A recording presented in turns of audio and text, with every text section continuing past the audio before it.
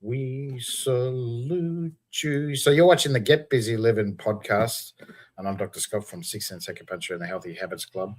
And we've got an awesome guest today. So thank you so much, Vikki da Rocha. Is it?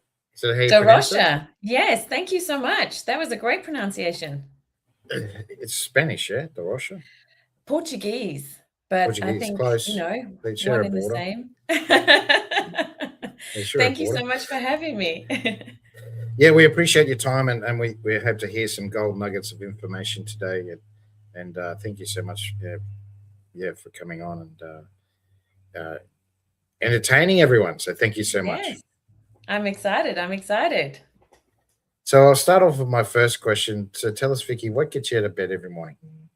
Oh, it was so funny because when I saw this one come up, I was like, right, I need to really consider what gets me out of bed. But if I think about all the days, the word that came up to me was actually possibility. And I think the reason why it gets me out of bed is because I genuinely love seeing how you can, either through coaching or through my NLP certifications that I do with people, where you can see someone suddenly get a moment where they go, I see it differently. I understand my mind differently. I get it now. And we've just finished incredible 7 days in Sydney doing NLP certification, and the possibility just shone out at everyone. So I think every morning it's possibility.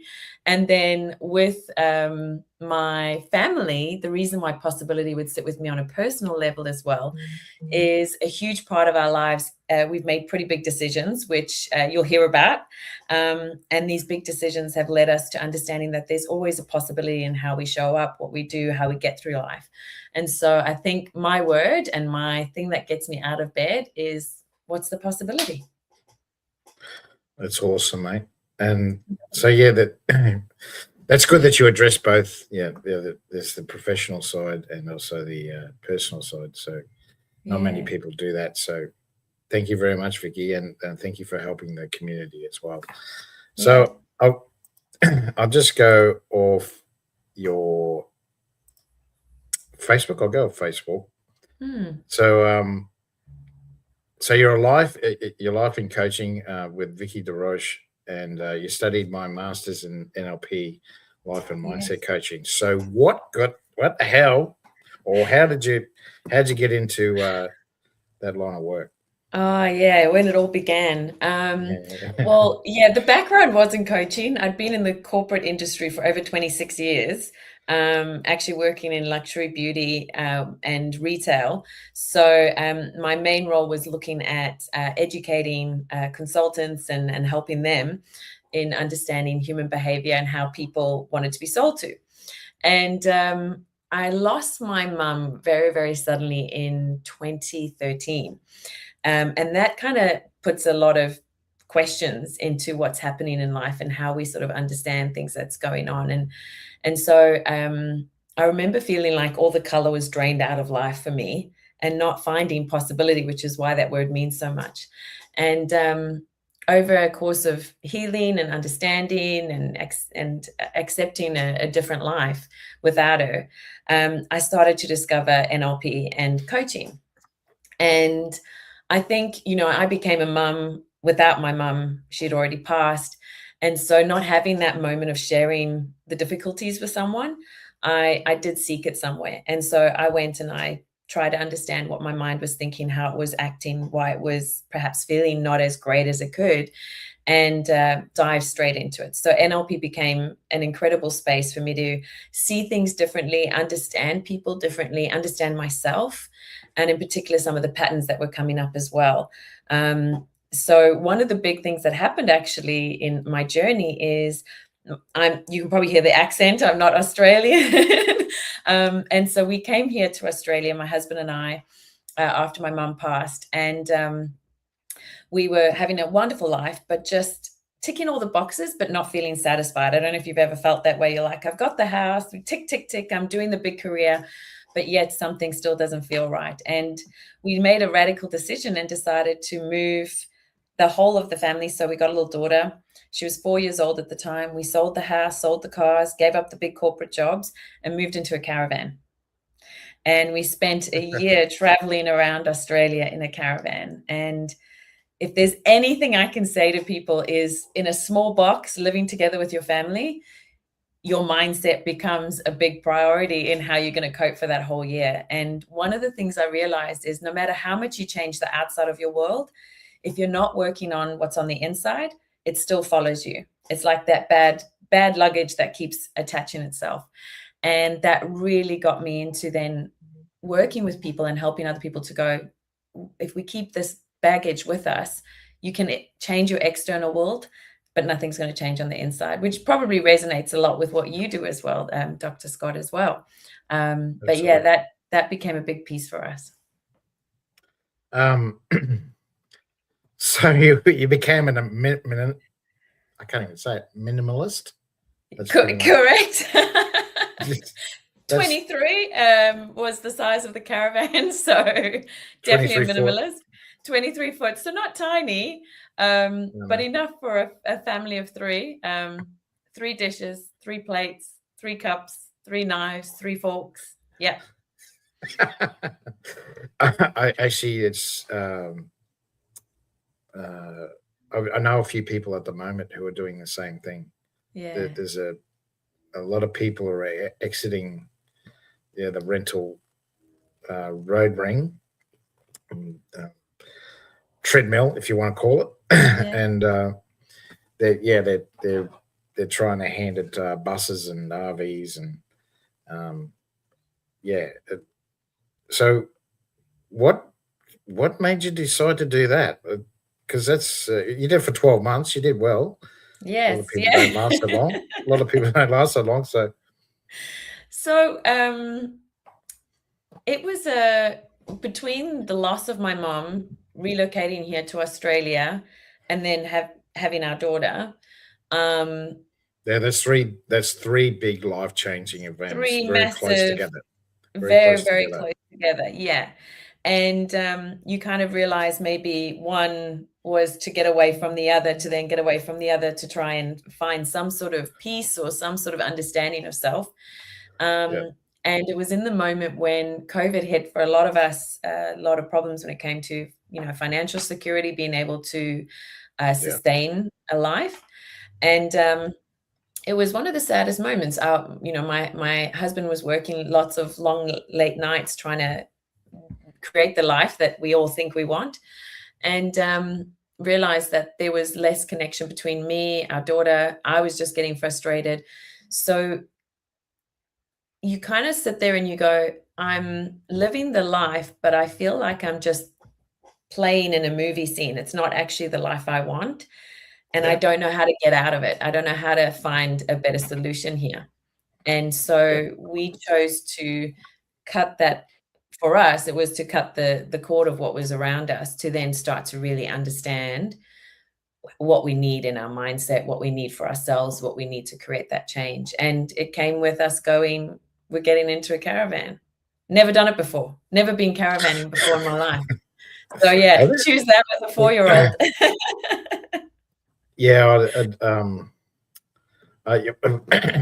We used to go on holidays, and I remember my first holiday.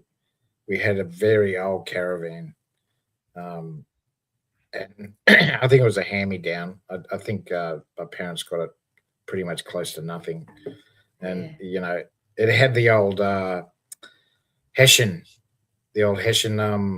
canvas beds, the single beds, and it was just held on by 2 rods that go. It had that was seamed on each end, and they had a loop, and you just put a rod through that, and then you just hook it onto these 2 racks on each end, and hope for the best. There was my 2 brothers and I, and we basically, there was 3 of us, like up on it had 3 layers to it. Oh, and my goodness. Because I was the lightest, I was on top. So, but I could climb up there. I was agile enough to get up there. But it was very close together, you know what I'm saying? But yeah, I understand what you're saying. You get to learn to be very tolerant. I think that was the big thing that I learned, is that because you're in each other's space all the time, Yes. And you know, to get out of the caravan, you have to do that you know, if you don't want to be with them. Correct. Yes. It's a Just for 5 minutes. Just for 5 minutes, I'm saying, because you're with them yeah. all the time. Otherwise, you're with them all Mm. the time. And it's you're in a space that's not controlled or comfortable, in the sense that you might have to keep moving because we've gone, you know, traveling, and some of the places we thought we'd stop at didn't feel right for us to stop at. So you've got to pivot. So it's that constant pivot and changing and figuring out where to next. And not being so controlled about your 9 to 5 in the daily life. So it's that real kind of change in how you see things. And I Yeah, think the two biggest things that stuck with me in NLP that took me on this journey as well, and if I can, I'd like to share the two theories. absolutely, It's absolutely, yeah, first absolutely. one is nothing has meaning except the meaning you give it. Yes, And I perception. realized It's perception, all yeah. yeah, all about perception. um, and oh my goodness, how much perception are we constantly running in our own filter of life? And that was a big one for us, because there was a lot of perception about how it was going to be traveling around Australia, the movie scene, the Instagram version versus the reality. The perception that if we get away, then we'll find our peace, and me realizing actually peace is built inside, and with unpacking a lot of your past, your own history, your own patterns before you can find it somewhere else. So that was a big one for me. Nothing has meaning except the meaning you give it, your own perception. And my second one is all behavior has a positive intention. Yeah, And when I think about that one, and like you've got a 4-year-old who is doing what she needs to do to get attention, you can yeah, either scream and shout back again, or you can go, if all behavior has a positive intention, what is she actually needing? Ah, yeah. okay, she wants connection. And so I lived by those two rules during that time, and found a lot of peace then with myself, because it's very, very confronting when you realize you've still got your mind, your thoughts, your own limitations, no matter where you go. Even if it's changing from a house to a caravan, it's still you with you. So those two were Well, probably the two biggest ones. it's the language you say to yourself. That's what Yeah. you're saying, but also the language you get from others. Yes. But that's also, you can change their language by pointing out to them. You know, because we're the we're the only species that bags ourselves. Yes. Exactly. Yeah. Dogs Why? don't bag themselves. Cats No, definitely don't bag themselves. definitely not. No. So why is that? Why is it that we have this wonderful way of just bagging ourselves constantly rather than actually seeing it in a different way? So I kind of keep those two tight with me. Nothing has meaning except the meaning I give it. I have a choice. How do I want to make this mean? And am I going to sit here and hate myself for it? Or am I going to see it in a different way? Those have been pretty cool for me. Mm. Yeah, they're great principles to go by. I get it, and I'm starting to realize it as well, in other aspects as well. But Yeah. so that so yeah, you've had three big major in short. So it was 2013.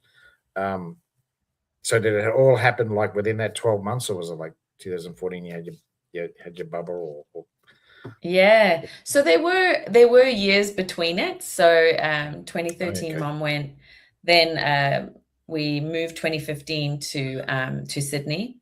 Um, and you know, I don't know if you've experienced loss as well. The only way I can describe it, it doesn't get easier, it just gets different. Yeah, I think a lot of people are like, when is it going to get easier? And it just gets different. You kind of get used to yep, the space that's there. And then, absolutely.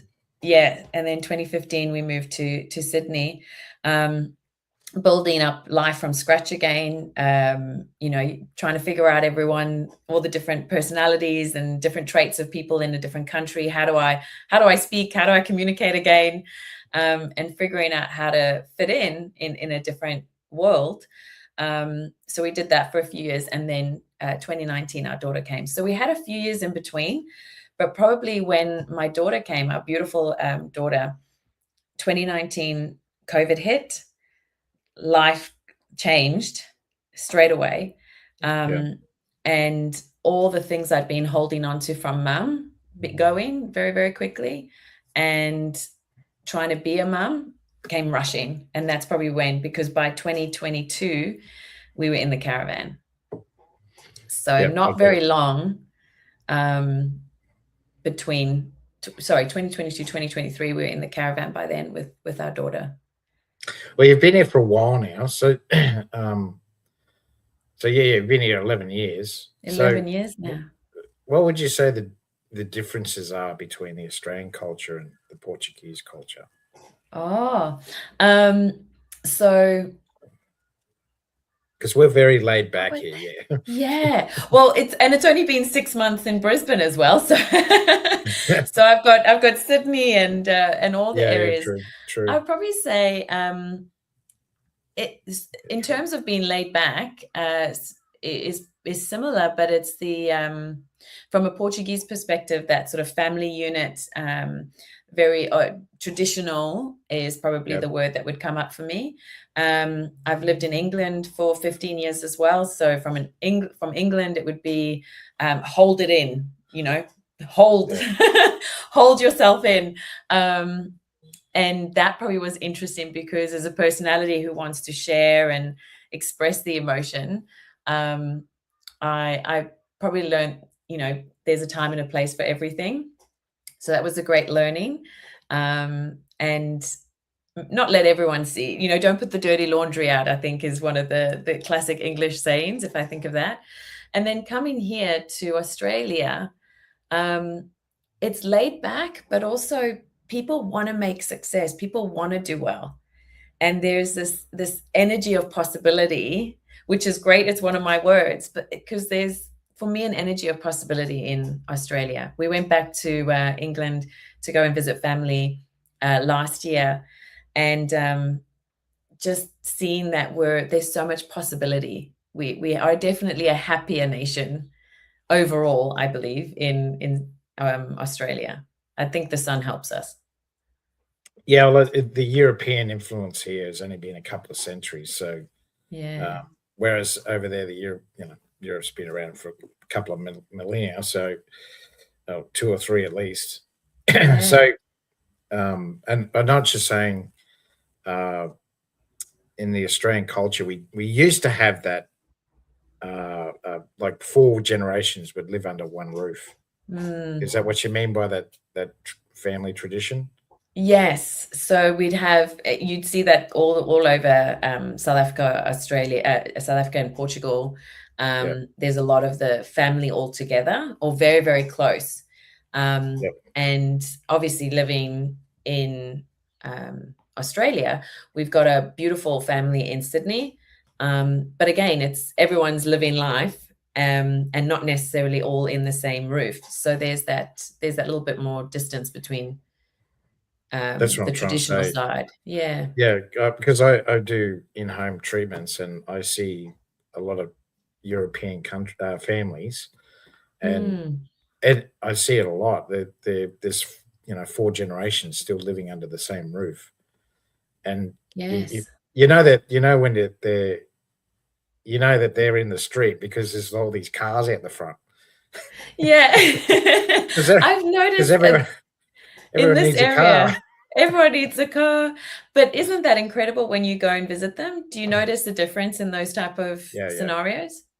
Yeah, they all know that. Yeah, even from the great grandkids, right up to the because I mainly treat a lot of elderly people, so the great grandmother, great grandfather.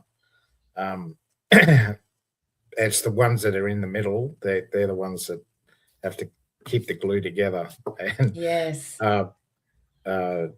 And make the hard decisions. But they're wealthy in all aspects. Yeah. What do I mean by that? Would you see that? Yes, I was going to say, what do you mean by that?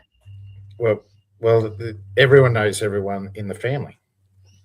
Number one, they pool their money, so everyone puts their money into one collective, and they know exactly what's going on with each other, whether it be bad or good. And what would you say? That's a good thing? Oh, absolutely. Yeah. Because Well, then you're not alone, right? yeah, well, that's exactly right. And the old saying, blood is thicker than water. Mm.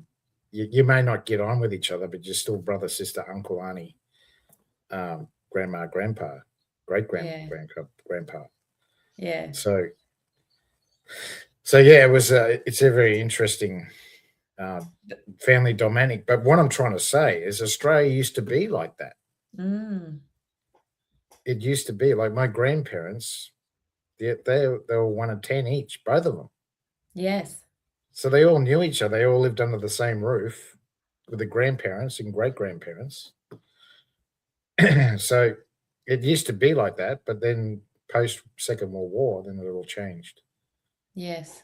And there's so So, much more distance now. I mean, we've got George, my husband George, his family Portugal, family in England, yeah. family still in South Africa, Zimbabwe even. So Yeah.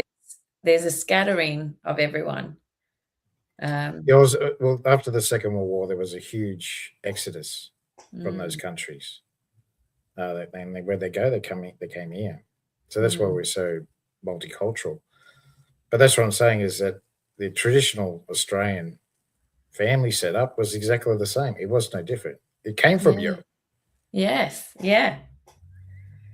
It came from Europe, so it was no different. But because things had changed, the administration here has changed, so the family dynamics have changed. So now mum and dad, and great grandma, great grandpa, they're put into homes. Yeah. Whereas in the European, traditional family, I should say traditional family setup, because it used to be Australian, that they're put into a home now. Whereas a traditional family home, they stayed with the family.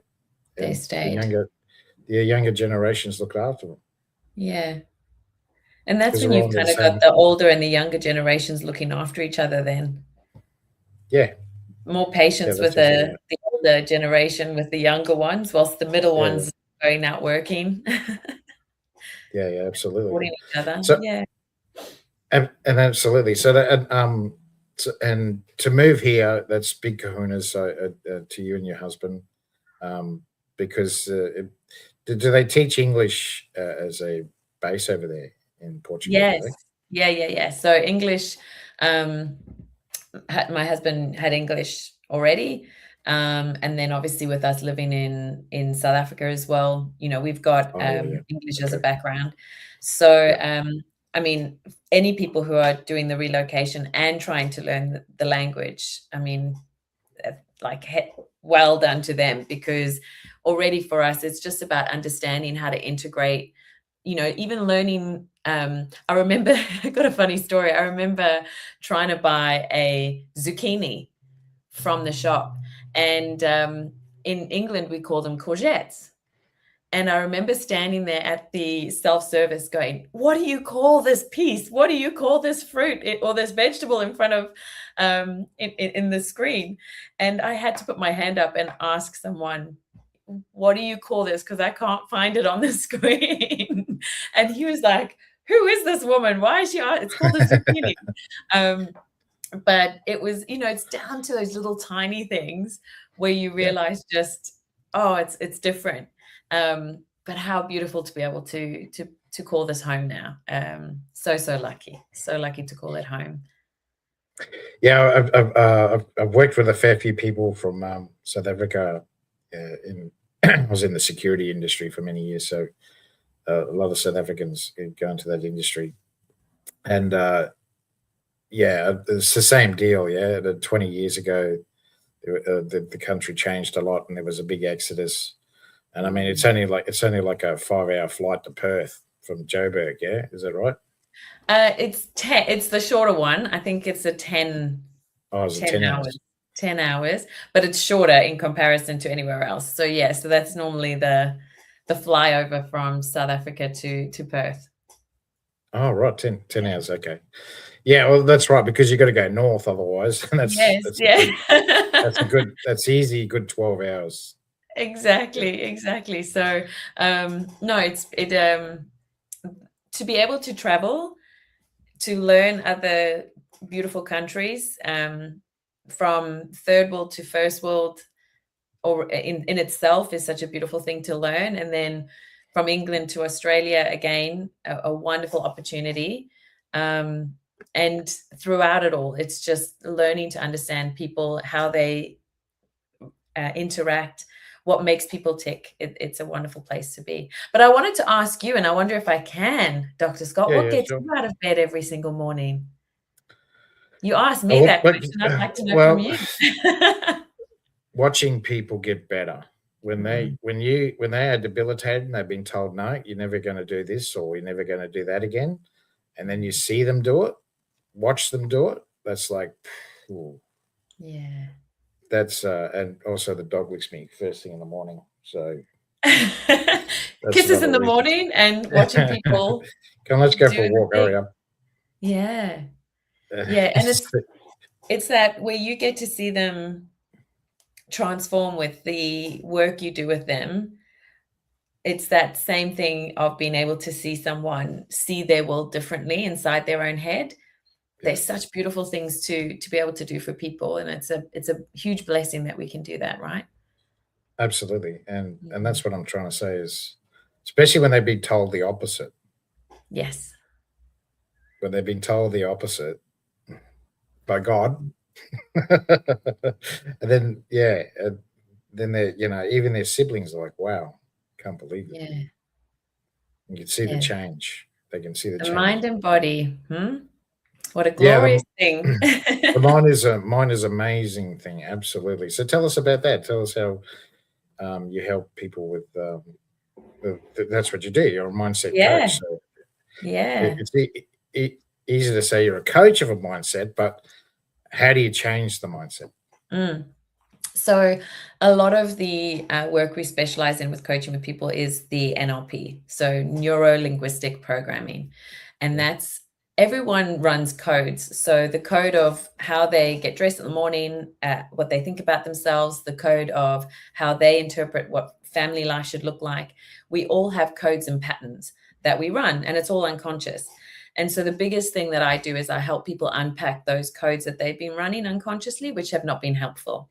So constantly getting overwhelmed, always feeling like you're not good enough, um, wondering if you're going to be found out with imposter syndrome. All these codes have been running in the background for so many years. And if you don't actually have someone to support you and help you unpack it and then change the code, which is what the brain can do, you seem to just always do the same thing without getting any different results.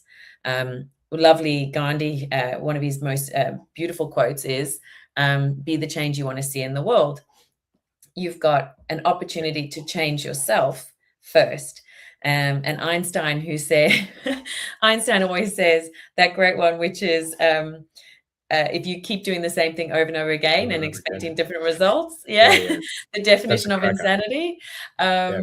I kind of merge Einstein and Gandhi together and go, well, if we can consider the same thing that we're doing over and over again is not helping us, how can we change what's inside to create a different change in the world that we see around us? And that is essentially the work I do. So whether it's one-on-ones with beautiful, incredible clients who are at the point where they go, I kind of tick all the normal boxes, but something just doesn't feel right inside. If people had to look at me on the outside, they'd go, there's so much success there, but it's maybe not connecting with them on the inside. It's those 3 a.m. conversations you have with yourself. It's the reactive behavior that comes out when you could have handled it better.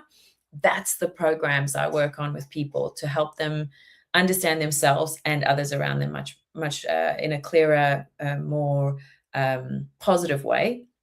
And then the other side of the business is we actually certify coaches, leaders, teachers, even in NLP. So we actually teach them all the skills of how to understand human behavior, other people, speak more clearly with people as well, and gain a better understanding of self and others so that you have better influence. So there's two sides to the business, the one-on-ones and then the education piece, which I mean, my mother was a teacher, my brother's a teacher. It seemed normal that I had to teach in the end.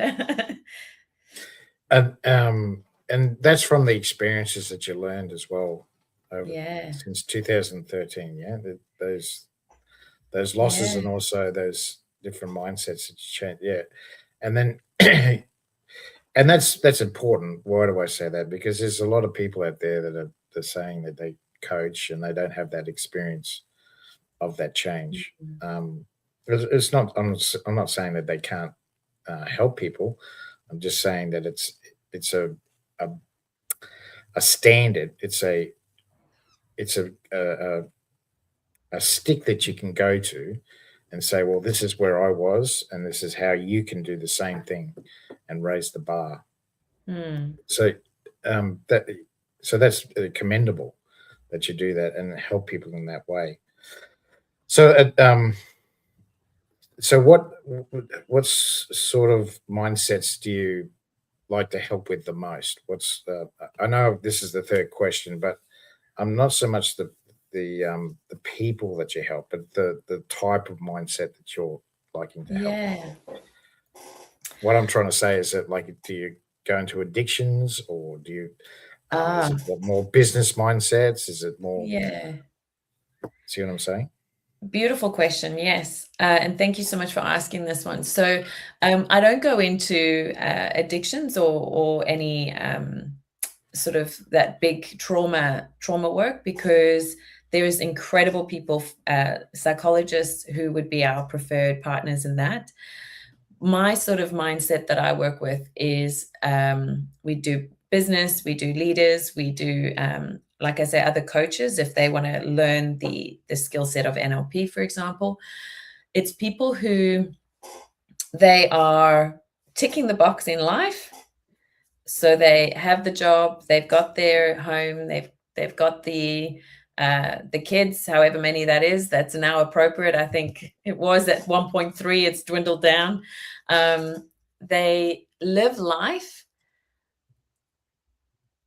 However, and I'll say however instead of but for a reason, because that is important that they have that beautiful stuff in their life. However, there's still perhaps old stories that they're telling themselves. So although they can prove all the things in front of them that they've done well, there's still the question of, am I good enough? You know, the Yeah, three universal fears of life. Am I yeah, good enough? Am I going to be found out? And one of the most hilarious ones, which is terrible for us when you think of fear. Am I good enough? Am I going to be found out? And am I going to be loved enough? So that can run because of old stories that have happened when you were young. You know, our imprint years, 0 to yeah, 7, yeah, is when we learn all our belief systems. So sometimes I'm talking to incredible people in the boardroom, and they know it's like their 5-year-old is still coming out having an attack, because it's still things that we are, you know, we expect ourselves to be these high functioning people, but we've still got a lot of story inside. And so that would be my ideal person, is someone who knows that there's better ways to act, there's better ways to understand what's happening around them. They need to have more influence in the people they are with, and yet they still feel like there's old stories. You know, that 5-year-old still coming out saying, please give me my toy. yeah. And they know that it doesn't have to be that way. So that would be our sort of clients that we normally are working with. And that's all over the world. We've got clients in Canada, the UK, here in Australia, which is brilliant. Yeah, I think there's they were saying. I remember there was a psychologist. He was talking about infants. I'm talking about. This is Yeah, between the ages of 2 and 5.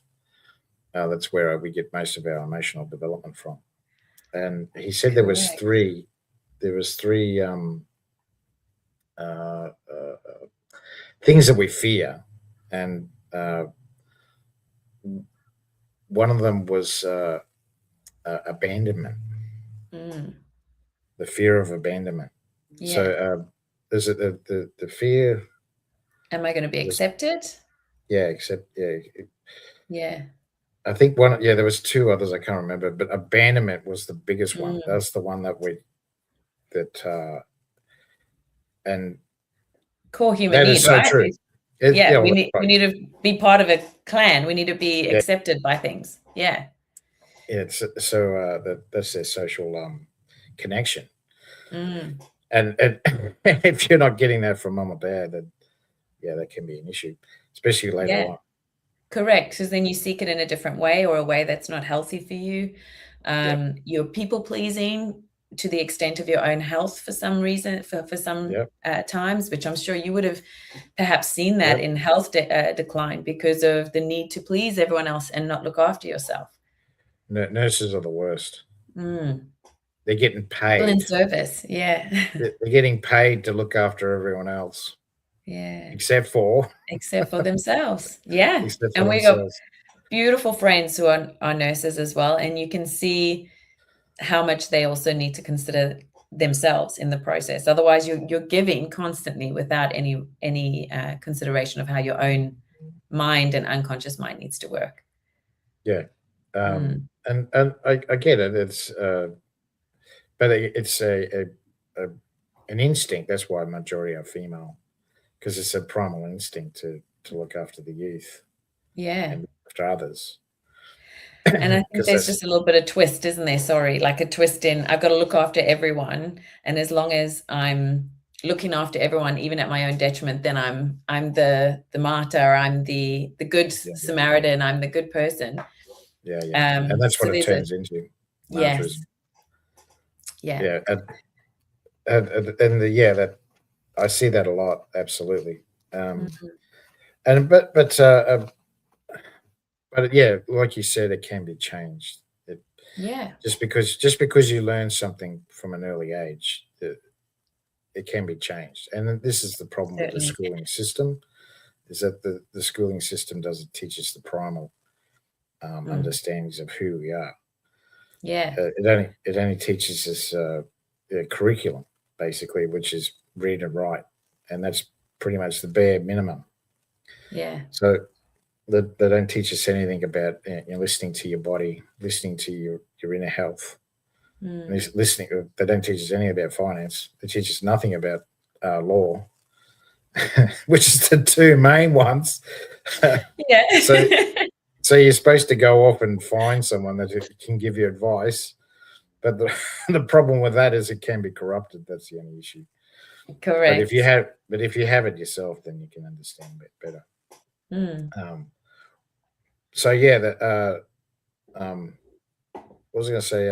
So tell us how you've helped someone, how you've helped someone change that mindset, Mm. and what give us two, and if you can, and different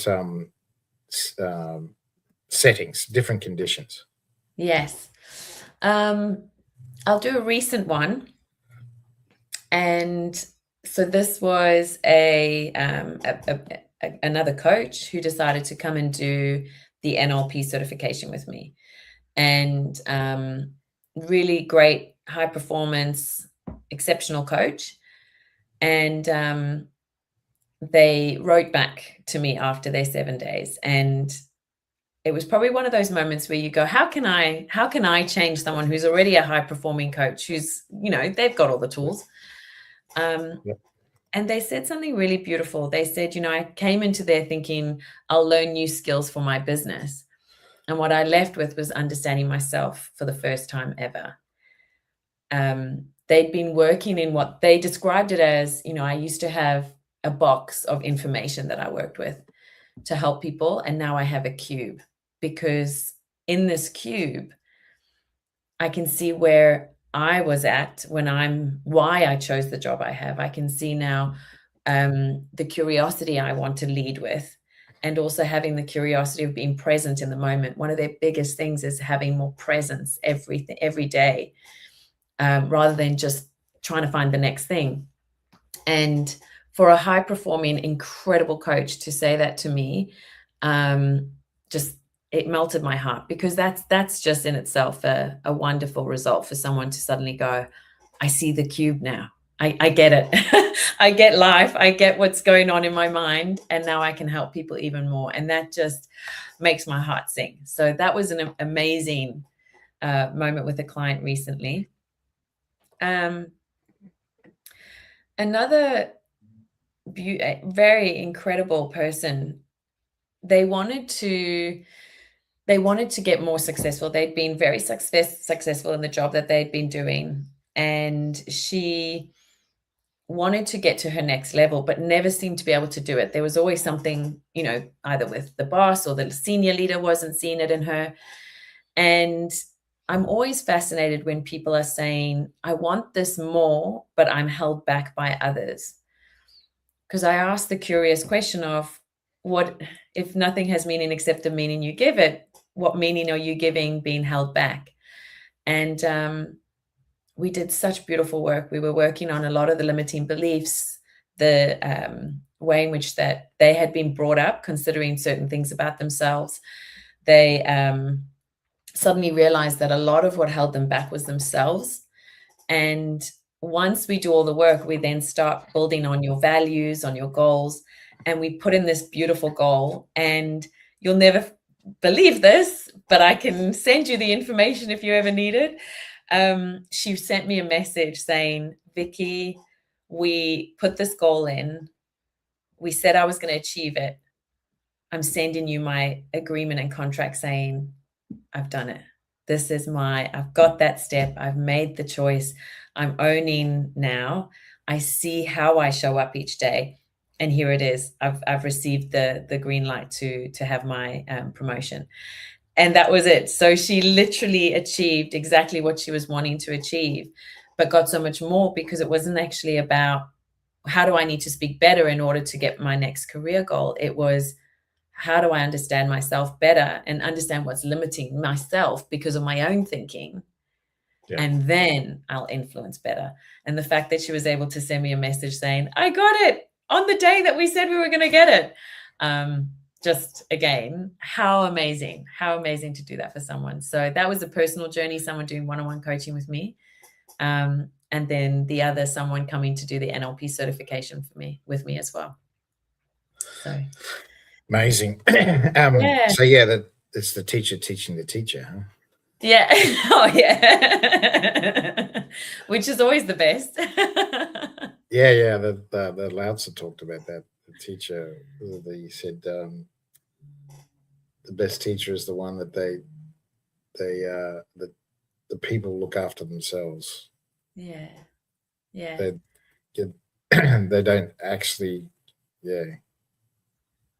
The people just do it. The people just do it automatically, and it doesn't matter. Yeah. And it's that it's a hard one to sort of, because we're showing people a different way of seeing the filters that they live by. What do I mean by that? We all have filter screens. We all have movie scenes in front of our eyes. No one is seeing the world the same way. And when there is so much conflict inside of you, helping someone to just take a second to see it in a different way, to recognize why the conflict is coming, to take away the energy that's been wasted on other people and come back to self, it completely changes then how they show up each day. And that in itself can make a huge impact. So in terms of how you influence people around you, how people get bought into what you're saying, how you support your family, it's when you first change what's going on inside of you.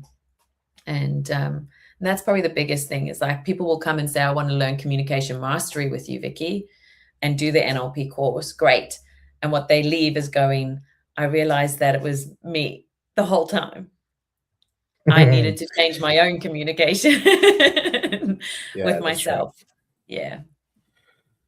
And that's what usually happens. Yeah. You would see this over and over. Yes, absolutely. It constantly is a message that comes in saying, I've had so much conflict with my boss. And then the next day after a session, or when we do the work together, they'll go and they say, oh, I see my boss in a completely different way. And it had nothing to do with them. I was just taking what they said the wrong way. The perception. Yeah. We come back to perception. Yeah. Well, it is. It's very true. So true. absolutely. Yeah, there's so much I could go into about that. But yeah, so that's excellent. That's magic that you've done that. You helped those two people on, and Yeah. in so many different ways. So, is there anything else that you wanted to speak about with your business? Mm. Um, I would just be saying if there is anyone who is saying I need a better way of thinking, and I know I can handle situations in a calmer, better way for myself and for those around me. If there's any human who's like, how can I do life better that is giving me results that I need, then we should have that conversation, because there's incredible tools that you can use straight away that can help you then achieve that result. And it doesn't have to be crazy. It doesn't have to be getting into a caravan and suddenly going around Australia for a year. It can literally be as much as doing our course for 7 days and getting that knowledge of self right. And it changes everything. Well, tell us about the course. Is it online? Is it Yeah. do you do it via Zoom, or do you Yes. tell us We about do that? we do two variations. We do online for those Okay. that can't travel, and obviously for people overseas. So we do online, and that's either over 7 days for our Australian-based clients. For our overseas clients, it can go over 22 weeks. So we do shorter sessions over 22 weeks so that it makes it more manageable for everyone. Yep. And then we also do them live. So we do live 7 days. It runs over the weekend as well. So 5 days to take out for you for this incredible work. And we host them in Sydney, Brisbane, and Melbourne as well. So we've got Brisbane coming up next week. We're actually training some incredible people. I think hopefully I'll see you, Scott, in the hotel. And then we start Melbourne in September. Yeah, right. Yeah. So, what was I going to say? So so you have in person. Do you have group? Is it like a group session? Is it? Correct. So the in-person, we have up to a maximum of 10 students who come in, because we keep our workshop quite intimate so that we can then ensure every single person is able to get my attention with them Yep. for their personal work as well. Mhm. So the groups are intentionally small. We have crew members that come. So crew are normally people who have already done the course with me. They can come and attend it again with no charge. It's just for them to learn all the information. I've got one crew member who's coming for the third one. She absolutely adores coming to support the community. And you come in 9 to 5:30. It's intensive, intentionally. It's mind-blowing. It creates a completely different perspective in how you walk out. The way I describe it is, imagine swimming in an ocean without your goggles on, hoping to see fish. You walk out of those 7 days with amazing goggles on. You're like, okay, hello world, I see you now. And that is just the most epic feeling that we have. So yeah, I love the 7 days in person. And even so much more, you've got the dynamic when we do it online. There's still energy, there's still the great focus and change that everyone gets. It's just a different option for people who can't be in person with us. So online or in person, they're both incredible. Awesome. That's very awesome. What was I going to say? So yeah, I'll move on to the. You've done well. We're up to 50 minutes. So tell us, who's your ideal client? Who's the one you want to help the most? You sort of already touched on this, but Yeah. yeah. Um, I would say someone who is probably successful on paper, but the internal conversation is saying there must be more to how I think about myself every day. So the person sitting with imposter, the person sitting with self-doubt, overwhelm, uh, highly stressed, there must be a better way for me to think and feel inside myself. But on paper, I'm successful. that is Yeah, the I person that understand. we're looking at. Yeah. I get what you're saying. Mm. Because it's easy to be content with money, but not content Yes, with yourself. correct, correct. And this is like probably going all the way back to us leaving and getting the caravan. On paper, Yeah, we ticked all the boxes. I remember the family saying, talk about mom and dad and how they have their own belief systems. They were looking at us going, what is wrong with you people? Why are you leaving the home? You've got a tiny child. What's up in your head? And yeah, we had everything ticked on the piece of paper, but the inside was not there. And it meant that we were short with our daughter. We were angry with each other. There was a better way of showing up each day. And that's what we needed to change. And we found it, and now we teach it. yeah. Yeah, exactly right. That's what I was saying about the four levels of family under one roof. Uh, they're fully wealthy. So they're Yes. wealthy in every way. Yes. And that's what you're trying to say. Yeah. Yeah. And then Absolutely. and then it's look. I've rubbed shoulders with some of these people that are, filthy rich, filthy, and I yeah, majority of the time they're not content Mm. within themselves. Yeah. And their behavior is that of someone that doesn't think like us, but there's a reason why. Mm. But I won't go into that. But yeah, that I understand what you're saying. I get it. It's Yeah. very true. So I'll go on to the last question. So, what ideas or information would you give to provide lifelong longevity, please, Vicky? Oh, yes. I saw this one. I was like, what shall I say about longevity? And I think for me, it's about whilst we're alive, make sure you're living. So that would be my advice. So there's 4 things that I wanted to share with you. My first one is stay curious. Every single day, I'm constantly learning, whether it's from my now 7-year-old, from my clients, from the people that I'm meeting, from the opportunities I get to speak to people. Stay curious. You never know what you're going to learn, and we're always in the learning phase. So that would be my number one. Look after the relationships around you would be my second one. At the end of the day, achievement means very little if there's nothing meaningful for you to connect with at home. So remember the relationships that you have. My third is probably because of my Australian journey. Don't postpone life. Don't do it. Make sure that you think, am I happy today? How can I be happy today? What am I grateful for? How is my life giving me what I needed to? So don't postpone your life. Check in on yourself. And finally, my big one, take responsibility for your internal world. It's only you who can control the meaning you give to everything and the behaviors that you have. So control that inner world, understand it better, and take responsibility for it. That would be Well me. said. Well said. All right. So if you want to contact Vicky, there's her socials there. I've been scrolling across the whole podcast, and there is her website as well. If you want to contact her, Momentum Growth Coaching. Yeah. So check it out, guys. Much appreciated, Vicky. And because you didn't Thank bag you. me too much, I'm going to give you access to my health club. Yay. So it's online too. So you get access for 1 month for free.